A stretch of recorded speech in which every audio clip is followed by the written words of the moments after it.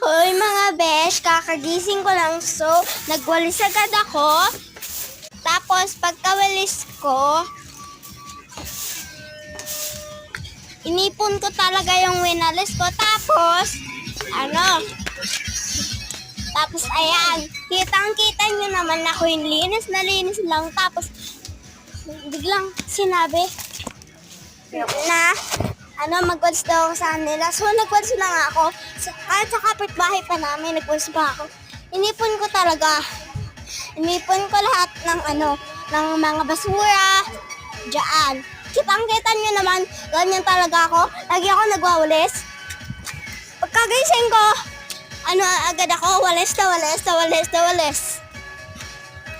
Talaga ganun. Ganun talaga ako mga beshi. Don't forget to subscribe. Bye-bye!